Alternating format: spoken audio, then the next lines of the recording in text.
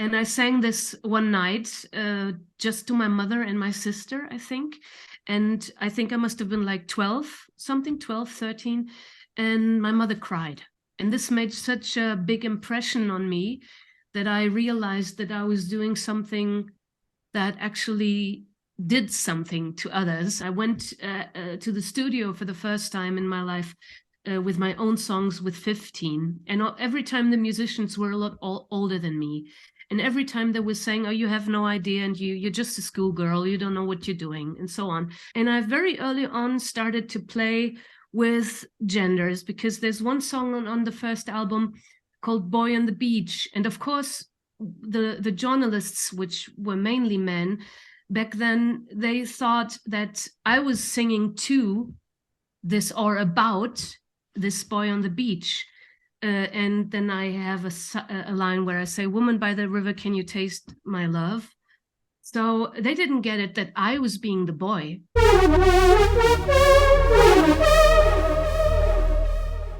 Katharina Franck, welcome. It's really lovely to see you. I mean, really lovely to see you, because same here. You're also someone connected and of my past, let's say, and someone who I have good memories of. So this is great, and it's really lovely to see you. Now, you had in a sense, a privileged upbringing, and I don't mean financially, but I mean in a cultural sense, because your upbringing, although you were born in Dusseldorf, I believe, your upbringing was in different countries. Can you tell me, first of all, how you came, or how that came about? My parents were very adventurous. My father, I was born in Düsseldorf, which is North Rhine-Westphalia, how you call it, and my father is also from there, and he wanted to work. He worked for Thyssen, for a big German steel company, and he wanted to work in other countries. He had even some countries which I don't even know the names, or probably had different names back then than today. So I can't really say that. But then he had like the concrete choice between going to Turkey or going to Portugal, and he chose Portugal. I think Turkey was also that he was supposed to go without the family, and he wanted to take the family, my sister and my mother and me. So yeah, he chose Portugal, and this was shortly after I was born. Actually, we were there for a year in Portugal. I only know it because of some photographs, of course, and about some stories my parents told me. And then we came back to Düsseldorf, basically to pack up all the stuff. And I think when I was about 4 years old, we moved to Portugal for good. And then there was the revolution a couple of years later, and my father went to Brazil because the company wasn't, they were it was problematic to get deals or whatever with the country in such a turmoil. So he changed workplace in the company with the steel company, went to Brazil. And after almost a year, the family followed. But especially my mother and my sister weren't too happy there for several different reasons. And so after 2.5 years, we returned back to Portugal, which for me, it was nice. The only thing that wasn't too nice was that I had failed 1 year in school, and I was returning to my old school, and my classmates from like 2 years before, they were 1 year ahead of me.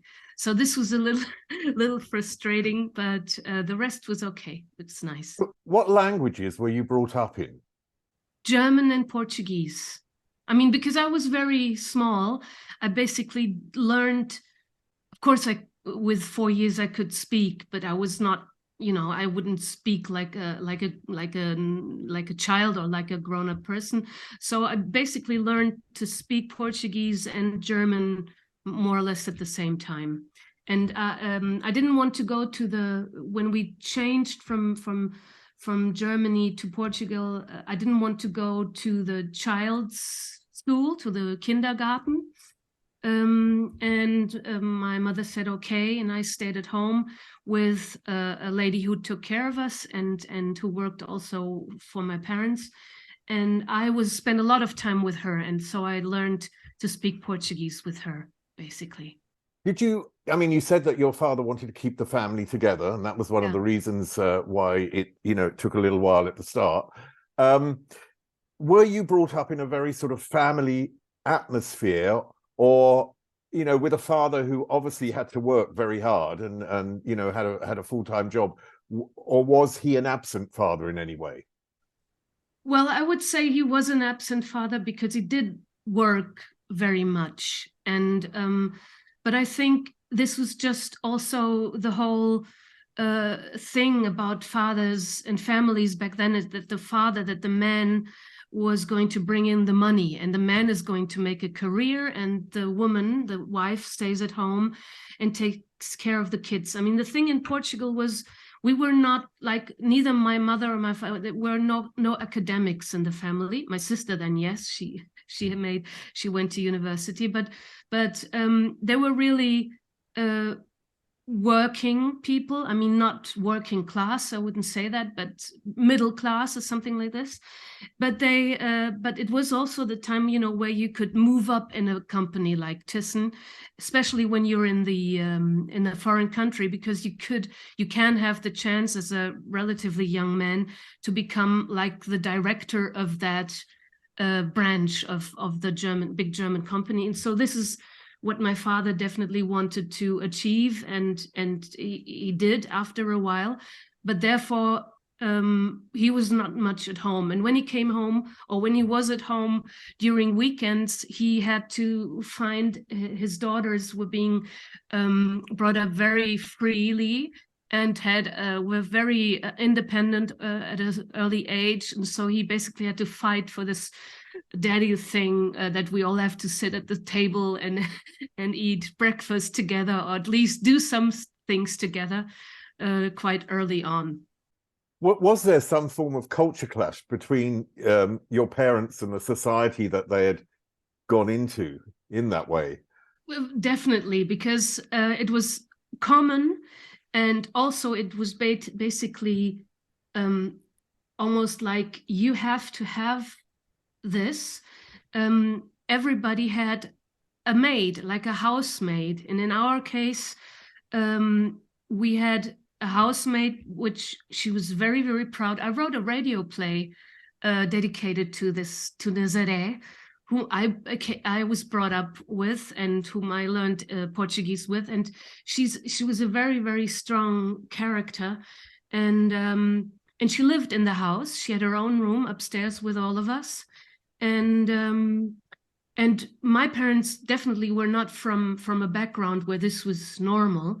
So I have a scene in this radio play where I tell how when I was with my mother in the whatever living room, and she was like sitting with her legs up on the small table, and I said, "Hey, Nazaré is coming, put your legs down."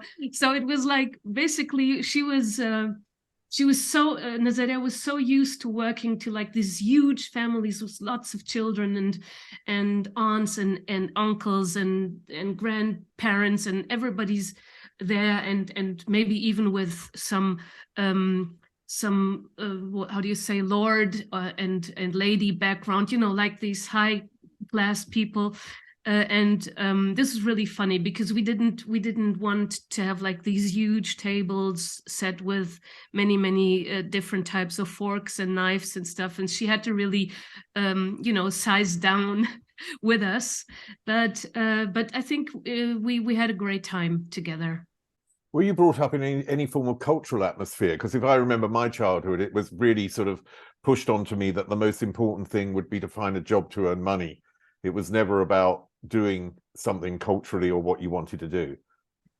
Well, I mean, we were lucky in this way, because my mother, before the marriage and before having my sister and me, she was a Buchhändlerin. How do you say? She worked for a bookstore, but you really had to learn this. This is really quite a thing you have to learn. And there were lots of books around, and both my parents were extremely interested in music, all sorts of music. And of course, from my mother's side, there was a lot of jazz music and rock music. And from my father's side, it was more or Portuguese music, or Moroccan music, all sorts of things that they like to hear. So I was surrounded by lots of books and lots of music before I started to get into it myself. And then they were really into the country they went to. So it was not that we just sat around in our German community there or something. We had lots of Portuguese people around, and also, I mean, we growing up in school, there were not just Portuguese people, there were French people, there were American people. It was a big mixture. And so in that case, I was quite lucky, but it was really when we came to Portugal, which was at the end of the 60s, it was still a country before the revolution. It was very, very conservative. It is, of course, also very Catholic. Back then it was, and many things were not normal. Like my mother and Nazaré, the woman I just talked about, they dared to go in places where they were not supposed to go and have a glass of wine, which women are not supposed to do, especially not if not accompanied by men. And many things were really, really like maybe in the 50s or even the 40s in other countries of Europe then. And do you remember how that made you feel, knowing that your mother or the woman that looked after you, how that made you feel in terms of being a young woman and eventually being in that could be in that position? Well, it was, how do you say? I mean, my mother and Nazaré, I mean, of course, I was still small when they were experiencing all of that. But since we grew up and our parents left us a lot of freedom, gave us a lot of freedom, I think we made some experiences which maybe other girls in my age wouldn't have made. Also the way how you are perceived as a girl or a young woman. In that days I was still a girl, I would say, but things that would happen in the street, how other young men or how men would talk to you. And so I had a sense of that it was not a totally safe space. But since I was still a child, I didn't even think about any of that, and got in some situations where also Nazaré came to help, and we were just playing in the parks and everywhere, and there were constantly some guys in the bushes or so waiting for us, and even following us around. And so at one point, I remember how Nazaré came to pick us up because it was getting late or whatever, time for dinner. And she saw that we were being followed by guys, so she picked up a stone and threw it against them, and they ran away. But so this is a little bit the perception I had, and also, of course, going with public transport, it was sometimes it was different. But I didn't know any other. I mean, I just know the difference between what my mother would say or what my father would say, or how they moved about. I mean, even in Brazil, I remember I was small, I was still a child, and I remember feeling it unfair to not be able to walk alone to the places and just walk around in the cities or go to a cafe or do something. I thought why can't I do this? Why do the men or the boys can do it and I have to stay away? So this was more the sense that I had. Later on, of course, I was more, I wouldn't shut up, you know, if somebody would call me names or whatever, I'd rather get into a fight than to just let it happen. Did you sing as a small child? I sang, yeah, I sang lullabies. I mean, my mother used to sing lullabies to me. She had a very nice and soft and beautiful voice, and I sang sometimes to myself, also to help me fall asleep. And But did you perform for the family at all, or you know? I did perform. I think one performance for my family was basically the reason why I decided that I wanted to become a touring musician, that I wanted to play for people. And this was when we were already in Brazil, and I started learning to play the guitar. And the teacher, he was quite smart. He realized very quickly that I wanted to be able to accompany myself on the guitar, that I didn't want to do any finger picking and licks and whatever, but I wanted to just have something to sing to. And so I learned lots of songs with him. And there was one song, Maria Ninguém, which many people have sung. Even Brigitte Bardot has sung that this. And I sang this one night just to my mother and my sister, I think. And I think I must have been like 12, 13. And my mother cried. And this made such a big impression on me that I realized that I was doing something that actually did something to others. Whatever, I couldn't really, it's like a mother crying is not something that as a child you put away like that. It leaves an impression.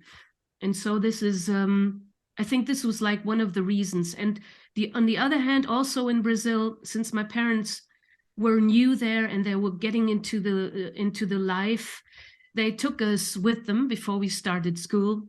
And we went to a place which is called a sambão, which is where people go for dinner. And so it's huge places, and they have a stage and a band playing all the time with interpreters coming around and changing interpreters.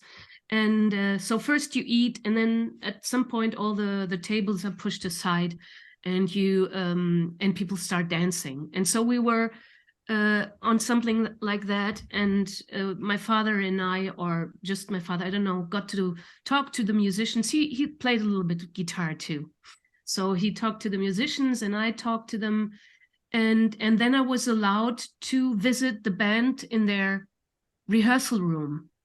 I don't remember how and when. I just remember that I spent a whole day listening to them rehearsing. I didn't sing, I didn't do anything. I just sat there, and I felt like this is my place. This is what I want to do. I want to have a rehearsal room. I want to make music all day, and then I want to go out and play for people. So yeah, this was how it started. When I was a teenager, 13, in 1972, Bowie came up, and Bowie represented, even more than his music, he represented a world where I thought that I could belong. As a gay teenager, that for me was a world that I felt I could be comfortable in, instead of the world of my parents. Was there an artist, for whatever reason, I mean, I know you're a lesbian and it could be the same reason, but that represented a world where you thought you could belong? I don't really know if that's what I thought, but I mean, I remember that before or at the same time or sometime later, I don't know, the energy and the, let's say, audacity of somebody like Patti Smith, in this sense, who was also, she also said she's not a trained musician. She had a lot to say, and in normal pop music or something, you wouldn't use so many words, and you wouldn't put so much energy in one thing. And on the other side, there was Janis Joplin, who who was just somebody who erupted on stage, and where you knew this is where she feels the best, or the realest. So I think these people are people who are like the drummer from The Who, you know, Keith Moon, people who just kind of, where you could feel this is how they come to life when they go on stage and when they perform and when they play their instrument. And this is where they also fight their fights. I mean, it's not just beautiful, it's not just about message. I mean, it's a message, but it's also a how do you say, a fight with oneself. You know, you're actually trying to understand what's going on with yourself, what's going on inside of you, and sometimes it's more than words can say. So this has to come out. And so maybe on that side, Janis Joplin was even more important to me than Patti Smith, who had a different function. I think she was somebody who, due to the fact that she was coming also from literature and from poetry and from all these things, which of course there was the connection at my home with books and music, she appealed on that side. But the mere thing of, if I want to survive, if I want to breathe normally, I have to become a singer and a performer. So that was maybe Janis Joplin then, more than I mean, talking about Patti Smith and Janis Joplin, and I mean, I'm a screenwriter today, and I go into my past and the wounds in my past, and to be able to write. So I don't necessarily write directly from my past, but it's a fictional subject, but the pain I sort of bring out, and that makes it real. So if you're saying that these are the people that really inspired you, I mean, for me, that's where they were getting, you know, their inspiration was from their dark sort of pain inside. Yeah. When do you think then you first realized that you could feed into this pain within you to create? I think I felt, because I felt also I mean, first, of course, you have to create as a pop musician or rock musician, and then you go on stage, or then you play for your friends or for people. So first you have to go in the songwriting and in this quite lonely creation.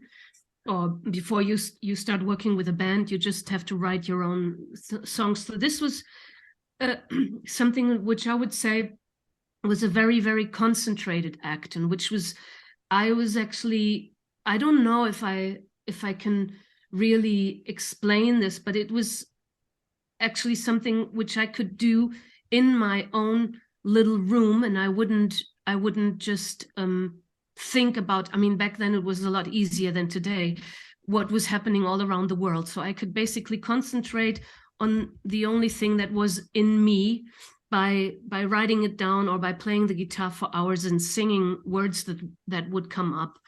But I think I lost my my track.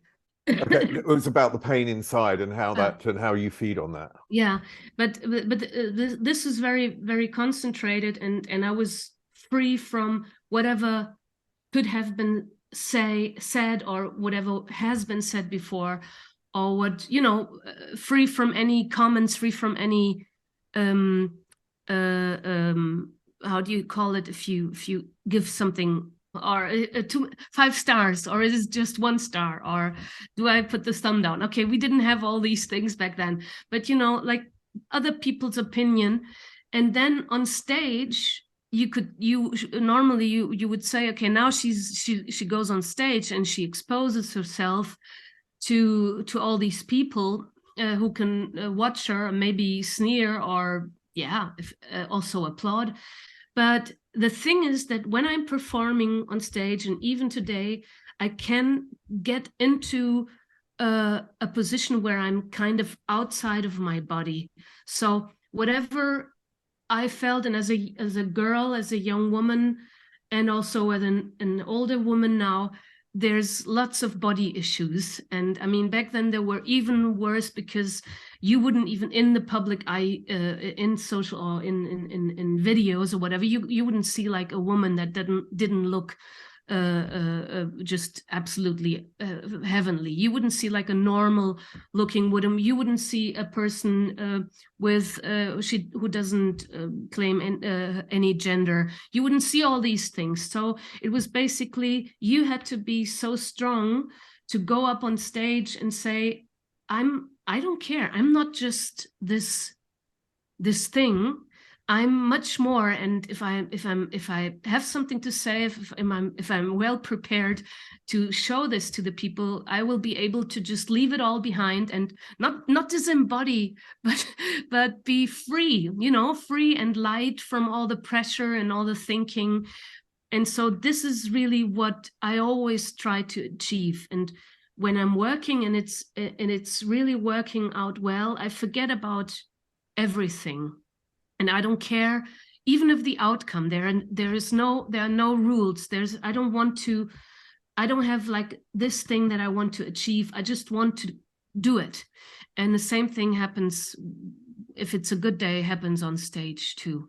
So basically, yeah, I want to be free from myself. I don't want to encounter myself and all the things that I do to myself, which basically I've absorbed over the years, which I have experienced. I mean, this is how you grow up. You learn so many things which are not always the nicest things to learn. I mean, some people are lucky and they don't have that, but sooner or later you get to a place where you will, just something will happen which makes you either go another way, maybe not turn back, but you have to fight it. But first, of course, you also have to understand it. So basically, all my working is I'm trying to understand what's happening and what happened and what's my part and what did I pick up on the way. When you came back to Germany from Portugal, were you treated, and I don't mean in terms of German society, but this would happen anywhere, the way you come back to, were you treated more like an outsider because your experience had been different? I wouldn't say that. To be honest, I enjoyed it. If I could, I mean, even today, although I'm in Germany for so many years, I enjoyed telling people that I don't know their TV shows, and I don't know maybe even the songs that they listened to when they grew up. That I was happy, and I didn't feel like an outsider. I didn't feel. I mean, the main difference was that all the people that I met then, all the new people that I was meeting, they had like a family background there, a bigger family background than I. They had their childhood friends and their school friends and their new acquaintances. And I really didn't have that. I didn't have any memories which everybody could relate to. But I was so fixated on music, and since I took the freedom, I took myself the freedom to do this mainly. I mean, at some point I started doing odd jobs to earn some money, but this was what I was doing. So the connection between the people and or the people I was meeting, was always music and working together, or just creating something. What was the trigger for you to go to Berlin? Well, Berlin was already, I was almost 3 years in Germany when I moved to Berlin. And this was because in Hamburg, I had met some musicians who told me, if you want to start something, you have to go to Berlin. So I went to Berlin.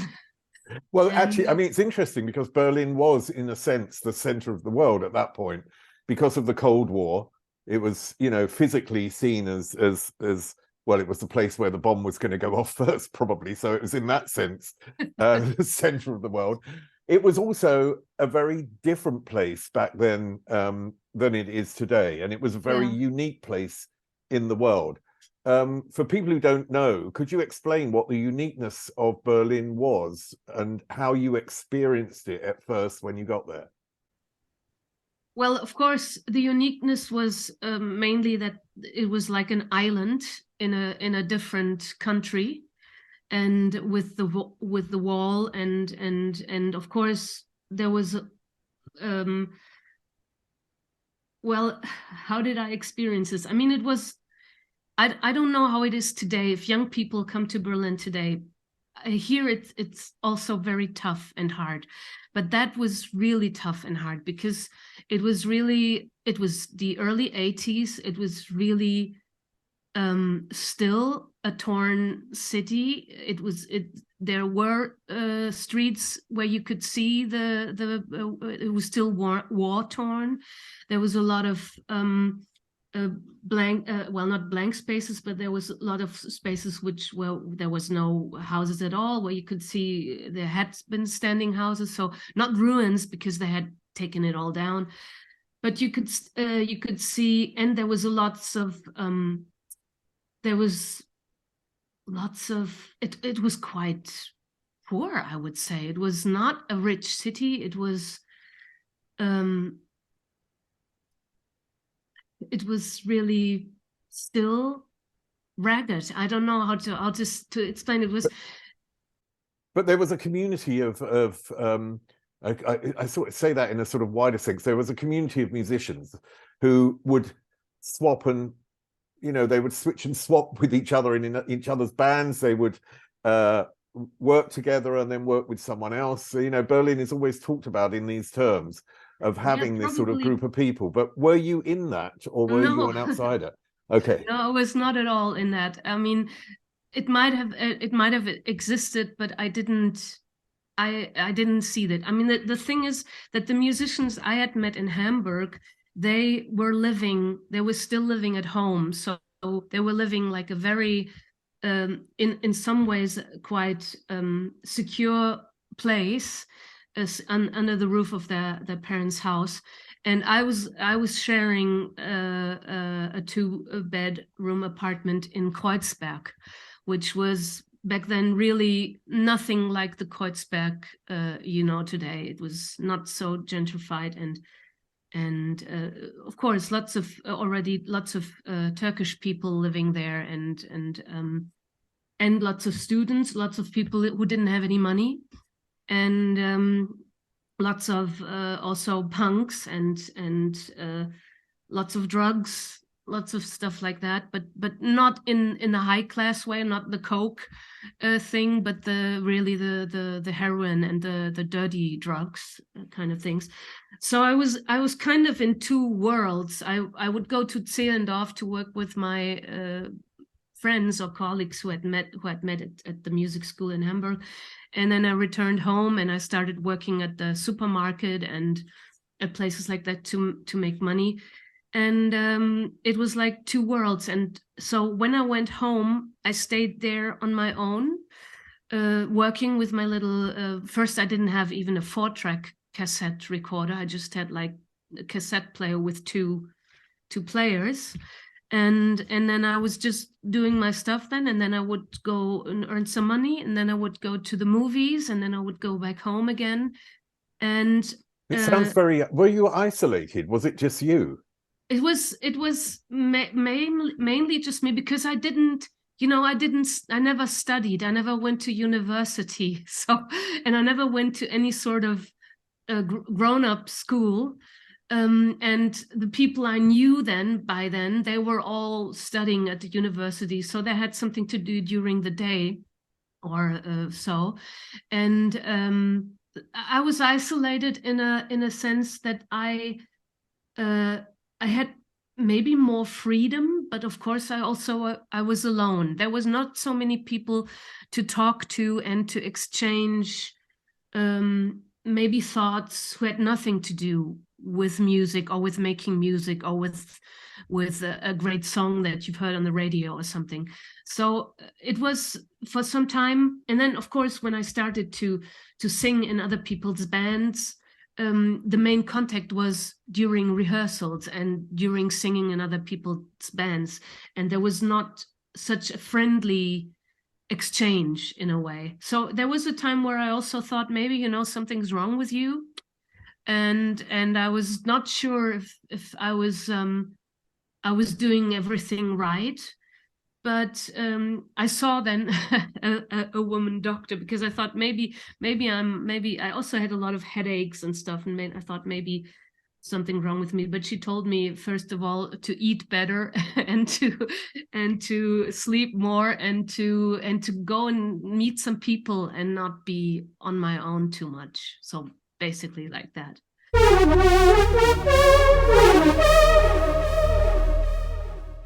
I mean, it sounds like that music was really your friend from the beginning, that it was something that was a constant with you. And maybe also, you know, people always talk about creative compensation through music, and therefore it was something that accompanied you the whole time. How did Rainbirds eventually come into being? I was singing in a band called Les Black Carnations, which was a band where the main songwriter was very much a lover, and still is a lover of 60s beat music and, you know, the Velvet Underground and all sorts of bands like that. And I started singing in that band, I think in 85. And we played a lot of shows. We also had lots of, we played on the radio, on Radio for You, it was called back then. And there were, SF Beat, which even before Radio for You. And we even played a couple of live shows, which were recorded then. So, and we did small tours. And I was already writing my own songs. So I tried to convince the songwriter to have some of my songs in the repertoire too, but he didn't want to. So when the whole band thing was starting to get a little shaky, and I think the guitarist wanted to concentrate on his other band and the drummer was moving away to Munich, I basically took the chance and also left the band and decided to retreat, basically, because I had been singing in quite a few bands, and work on my own, continue to work on my own, and then if I have like a sum of songs that I wanted to play to some people, maybe I could start from scratch with my own songs. And that was the time when Vince Clarke made Yazoo, and I was such a big fan, and I thought, so maybe if it's such a always the same thing with the bands and they don't want to play my songs, so maybe if I find just one person who wants to work with me on my songs, and then we do something like Yazoo, and we wouldn't need any musicians, we just work the two of us. I met one of those guys, but he was on another trip. He wasn't keen on doing anything like that. And he told me, so why don't you contact that and this musician, and then they might even other people, more people, and then you can go and find your own band. So basically, this is what I've done. I contacted the bass player from Rainbirds, Beckmann. I played him my songs. I contacted the drummer, Wolfgang. I played him my songs, and I had them on cassette. And we contacted a guitarist who was a lot older than us, who didn't stay all the time, but in the first year he was playing with us, and did a nice guitar stuff, which even made it onto the first album. And but we also had a keyboarder, and we had another singer and a background vocalist, and so we even tried something with brass, with saxophones and trumpets, and we did a lot of experimentation. So we just worked a lot, we played a lot together, and then in the end, as a quintet, a woman keyboarder with backing vocals, and Wolfgang Beckmann, the guitarist, who was called Glenn.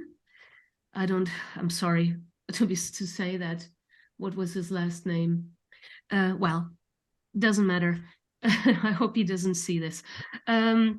We played our first gig in Villa Kreuzberg, which was a place where many up and coming or young bands who were just starting could perform whole shows, like double bills, or 3 people on the bill or something like that. And shortly before that, I also had played a couple of solo gigs, where I was basically, even before playing the first gig with Rainbirds, we weren't called that yet. Or no, we were called it, but then there was some confusion with the first person who I came in contact with, who then contacted the business. Well, who kind of, I could say, how do you say? I don't know. The word is missing. If you break somebody, if you find somebody and bring it to the big So like business. an A&R, someone who fine, okay. You know, and he saw me on my own, playing on my own, and was very impressed. So basically, I first had to tell everybody, yeah, but I have a band and I really want to do this with the band. So they came to see us. Can I just ask you there, because you know, the music business is a business, and if you're a musician and really into music, a lot of people can be, and I completely understand it, and even in, you know, what was my past business, you can be extremely naive and come in and not really understand the repercussions of the business later on. You were the person that came in with the songs. You were Rainbirds in many ways. When you look back, do you see that naivety? And I just wondered, what was the impact of that? Well, the naivety was, of course, very big, but for some reason I had, and I was very blue-eyed. I think even today I've been reading some books, of course, since then, about the business and about music managers and A&Rs and people who, So I know the machinery behind any band is that is being seen, or can be seen and heard, is very big. So back then, for me, this was still like a group of friends. Everybody who said, "Oh, you're great, we're going to be working with you," where I considered them as very positively thinking and very helpful, and I was very happy, very thankful even that they wanted to work with me and wanted to work, first the musicians, that they wanted to work with me, then the next guys that wanted to work with the whole band. So this was my whole thing, that basically I was open to everything, and I was also wanting to give everybody everything I had to give. So and in that sense, I was, on the other hand, quite lucky that I had one determination, because I had started with writing my own songs with 13, 14. I went to the studio for the first time in my life with my own songs with 15. And every time the musicians were a lot older than me. And every time they were saying, "Oh, you have no idea, and you're just a schoolgirl, you don't know what you're doing," and so on.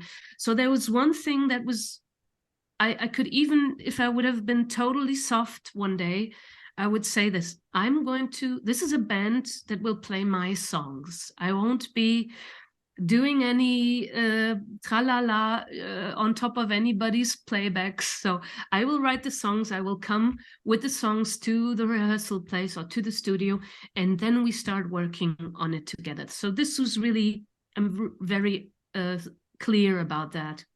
I was also very clear about the lyrics, that I didn't think that the lyrics are less worth than the music, which was at some point there was a discussion about that. And then I had help on another thing, is because I wanted the band to be called Rainbirds, and it was very important for me that the band is not the Rainbirds, it's just Rainbirds, in a sense that these Rainbirds are the Rainbirds of today, and they might stay that way for some time, but they might also change. So it's never going to be the Rainbirds. It's going to be always a flock of Rainbirds with new ones and coming in and other ones leaving and returning. So this was really my idea of a band. And so the first manager we had, which was Thomas Fehlmann, I'm sure you know him, he told me that let's make like this head of agreements before anything happens and put down those 3 points.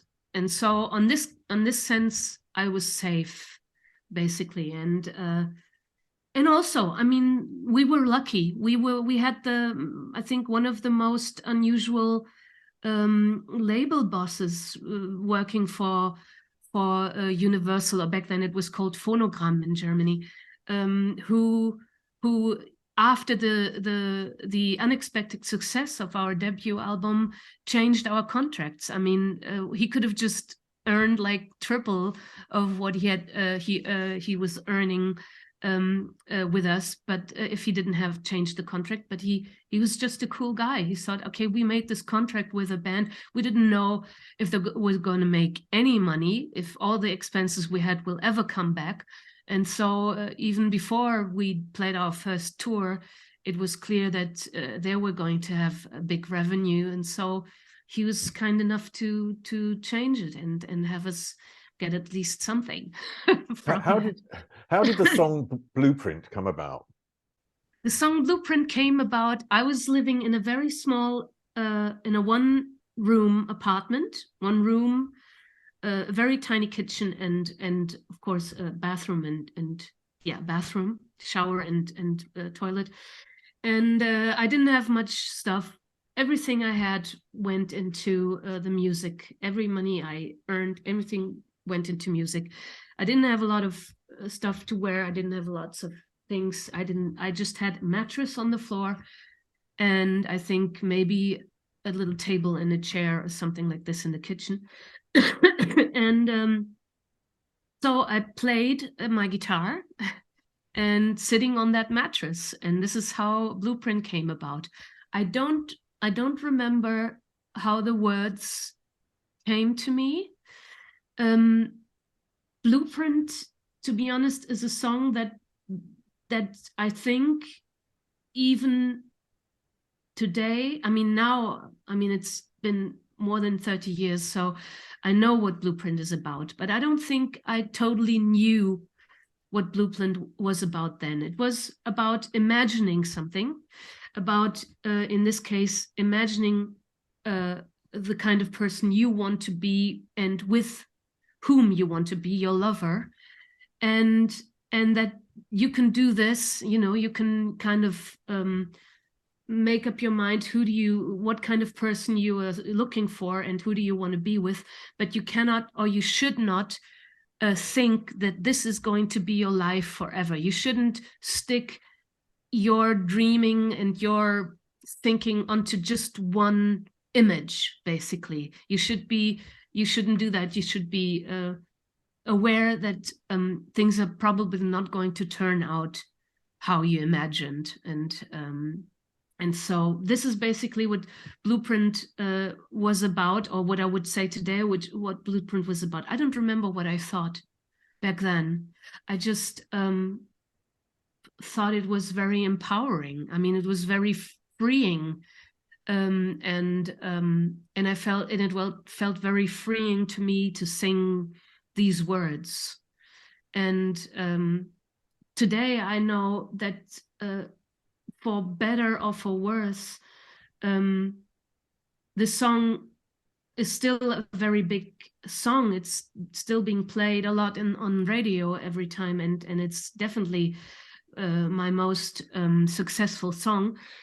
And in some way, I'm still in there. I'm still doing the same stuff. I'm still living that life, and I'm turning 60 this year. So in a way, I'm trying to free myself, not to free myself of Blueprint or of the whole story of that, but to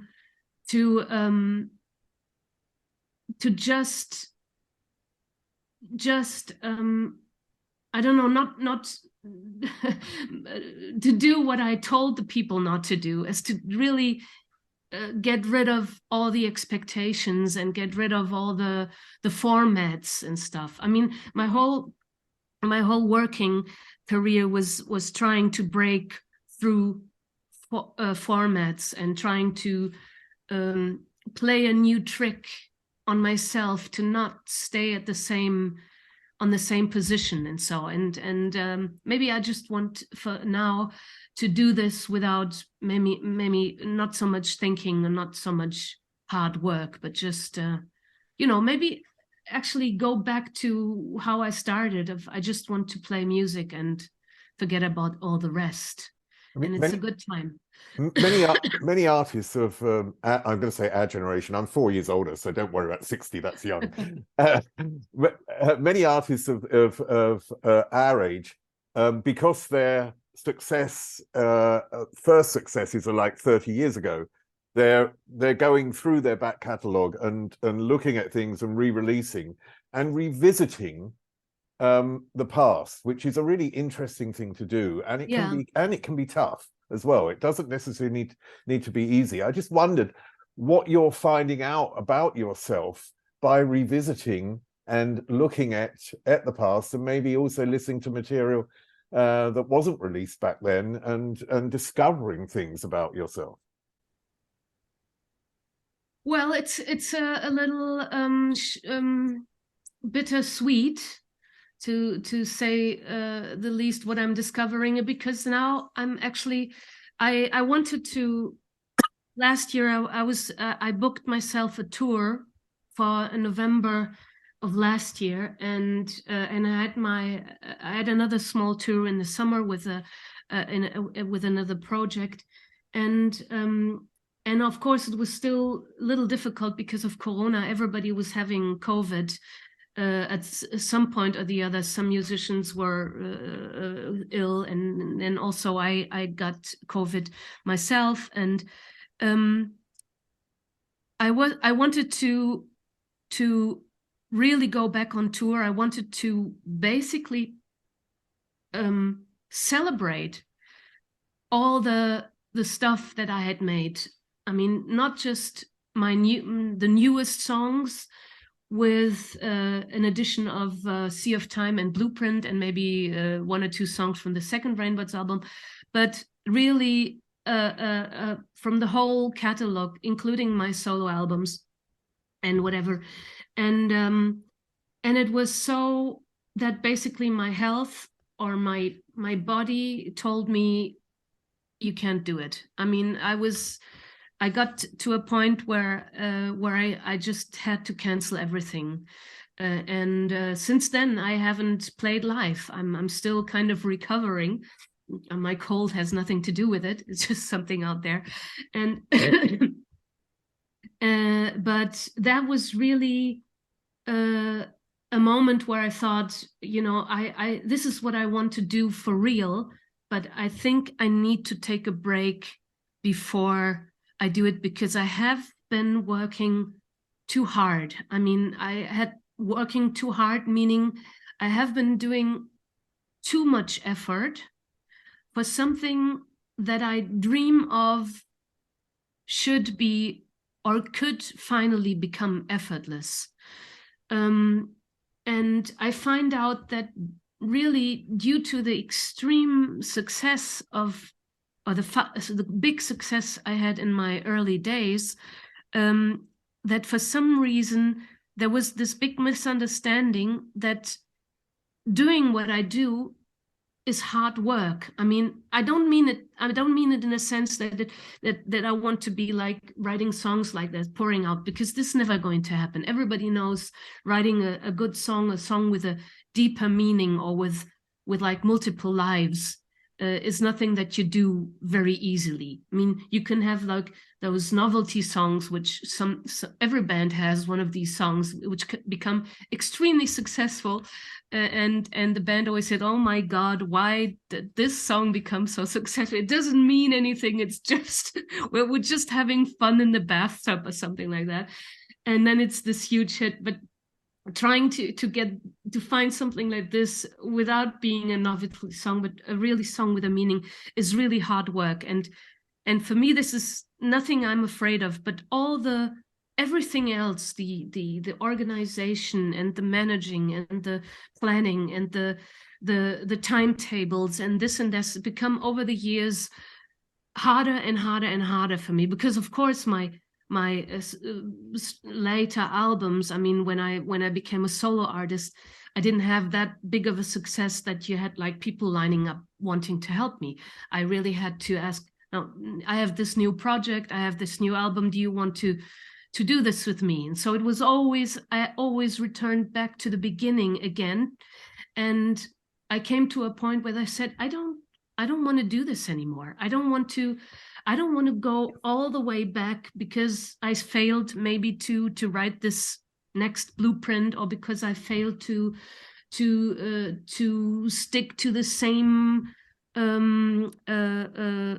system, because I'm not this type of artist who repeats herself all the time. So really,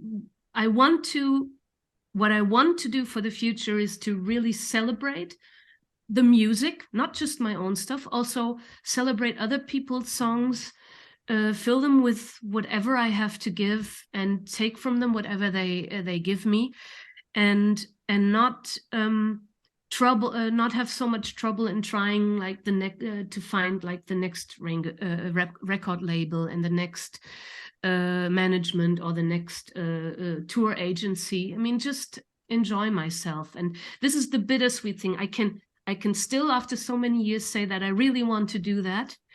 And this is the sweet part, and the bitter part is that it comes from a very late knowledge that my body taught me, that you can't go on that way. I mean, too many things.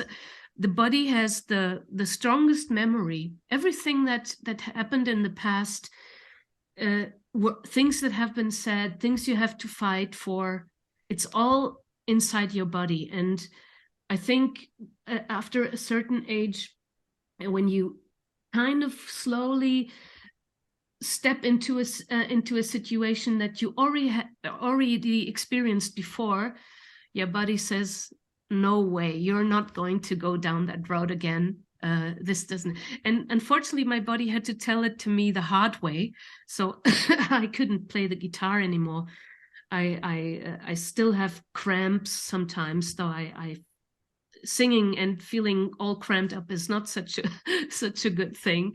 So yeah, I'm on my way of shaking myself free, basically, to maybe next year or in 2 years to enjoy some more touring and live performing and so. One thing I can recommend, I do trauma therapy, which is, yeah. I mean, trauma can mean lots of things. So, but it's trauma from the past and how it affects your body. Yeah. And it really is a fascinating form of therapy, and in a sense, owning things that have happened to you within your past. In terms of identity, if I walk down the street and people of a certain age, a lot older now, people of a certain age may recognize me, I'm still MTV. For me, I have nothing to do with MTV at all. Yeah. in my life. I love interviewing people, and this is something that has always been of interest to me. But I see myself much more as a screenwriter and someone who's in isolation creative, I would say, Yeah. and that's how I would more define myself. When you have something that is a very big past and a very successful past, how do you look at success today? What does success actually really mean to you?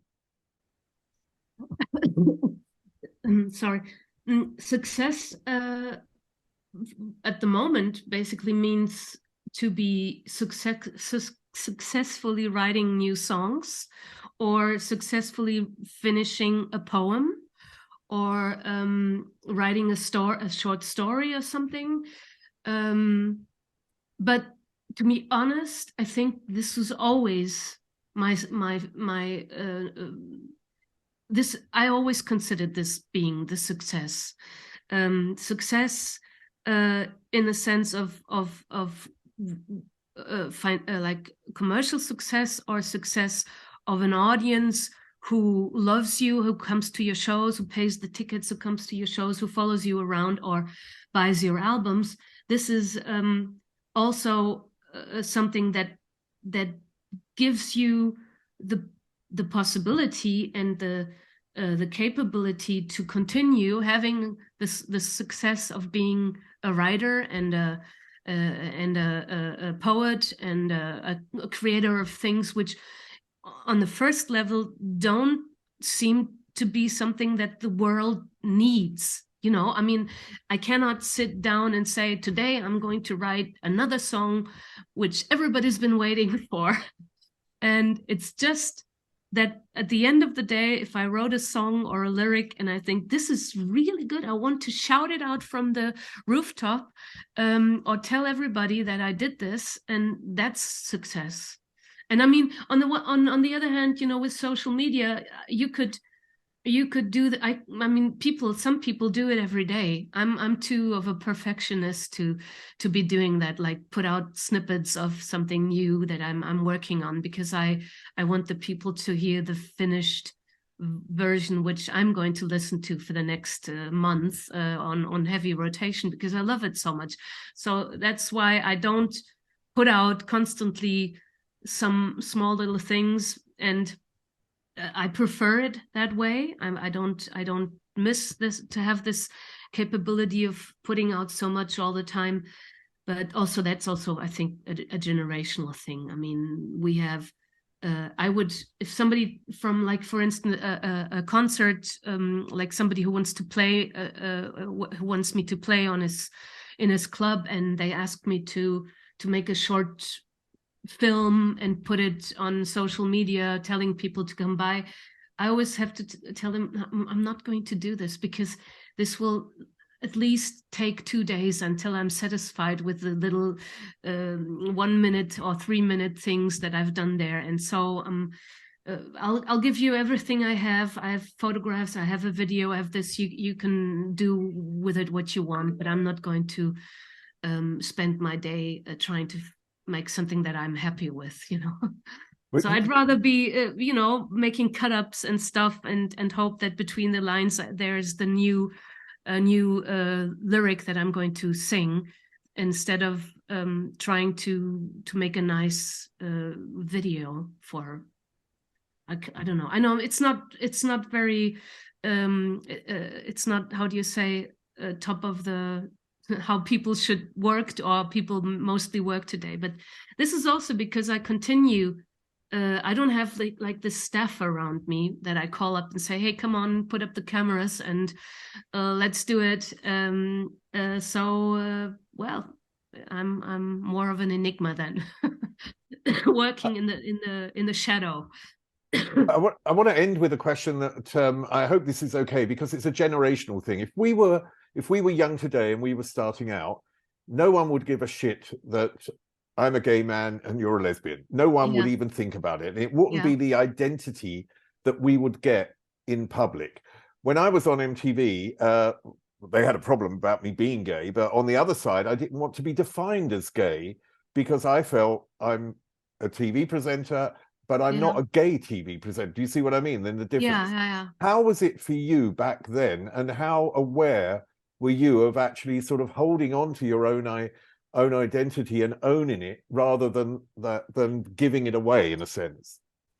Well, it was also a tricky situation because I never before with the first Rainbirds lineup, I was in no relationship and I had no idea what I was, and I didn't really care. It was not my main issue to find out if I like girls or boys or whatever, or if I like anybody at all. If I just want to sing my songs. But of course, I started writing my songs, and I started exploring also my own feelings and visions, or what I thought was important. And I very early on started to play with genders, because there's one song on the first album called Boy on the Beach. And of course, the journalists, which were mainly men, back then, they thought that I was singing to this or about this boy on the beach. And then I have a line where I say, "Woman by the river, can you taste my love?" So they didn't get it that I was being the boy, and I was trying, imploring this woman. And on the second Rainbirds album, there is a song, Jesus First. I'm not a Christian person, but I wrote it because I'd seen a TV thing about a woman who went into rehab because of, I think, heavy drinking, and she went into a very religious, very Catholic rehab center, and they were telling her, she was a lesbian, they were telling her that part of her problem were her gayness, and so she was talking about how that she would feel good and happy to be helped by these people, but on the other side she was being asked to deny who she was. And so at the same time, there was, like, I think back then there was a talk about that Whitney Houston was gay, and I was a big Whitney Houston fan, of course. And so Jesus First is basically me and I and Whitney Houston getting into a threesome with Jesus, because we knew we were doing something which was not well seen, but we couldn't stop doing it. So we said, so let's invite Jesus in and have a happy threesome. And nobody asked me about the song. Nobody wanted to know. And nowadays, I think they really, by not talking to me about it, they were just hiding it. They were just putting it under the covers or whatever, so they didn't have to talk about this fact that I was telling a happy gay story.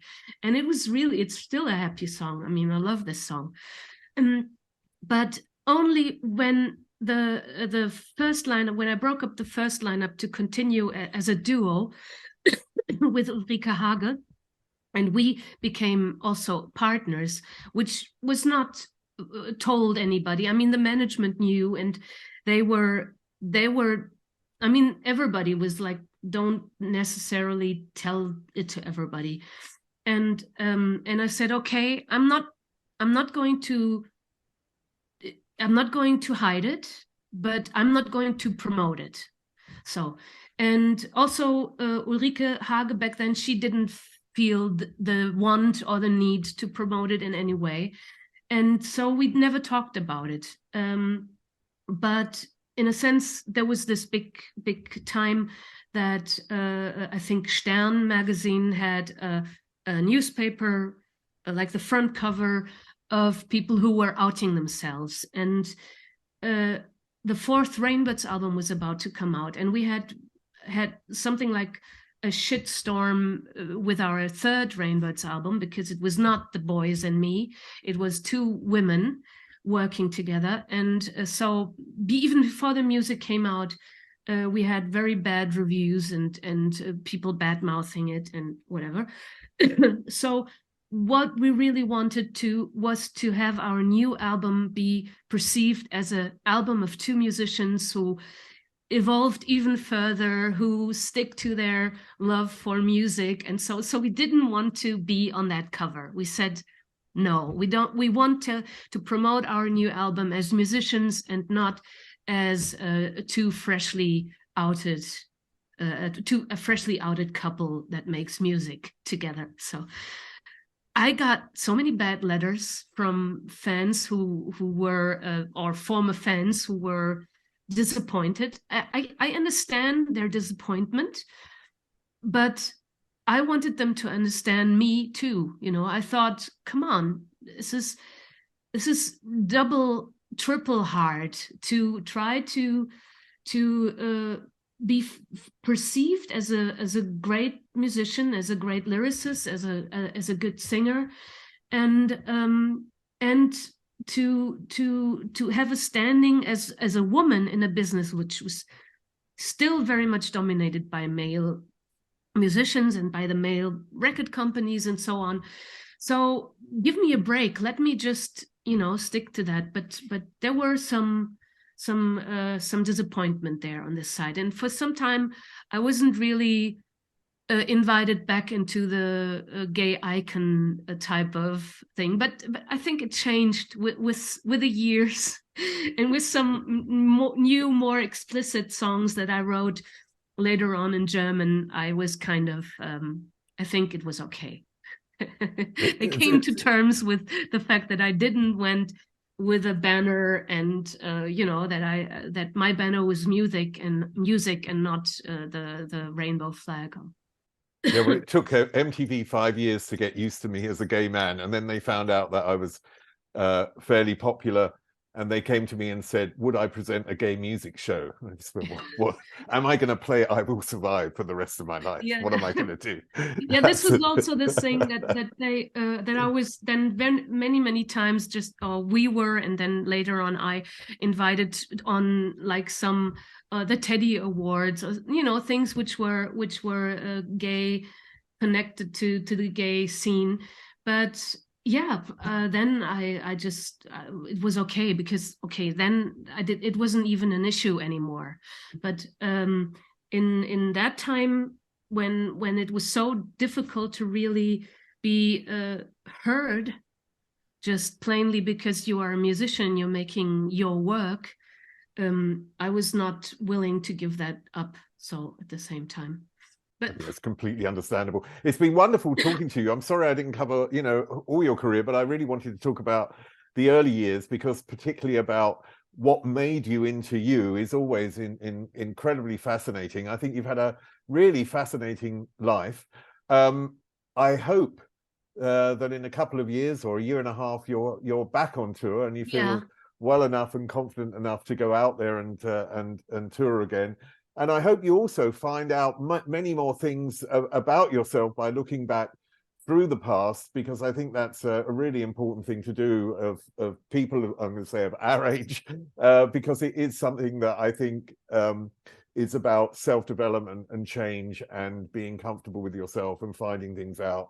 And being present in the world, which is great. And I mean, in fact, I really do have to go back also into my albums, because finally, after some time, I have a great new contact to the back catalog, Thomas Thyssen from Universal, and I told him, you forgot to release the third Rainbirds album. It's not available digital. And so there will be a release finally, digitally, of Two Faces. So I will be doing some stuff also for Two Faces, and then there are quite a few jubilees happening.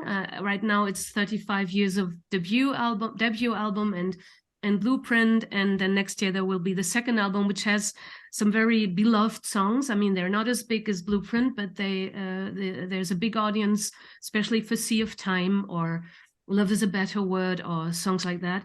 And so we are working closely together to really celebrate the back catalog of Rainbirds, and I have a couple of two more Rainbirds albums that I'm going to re-release from the 90s.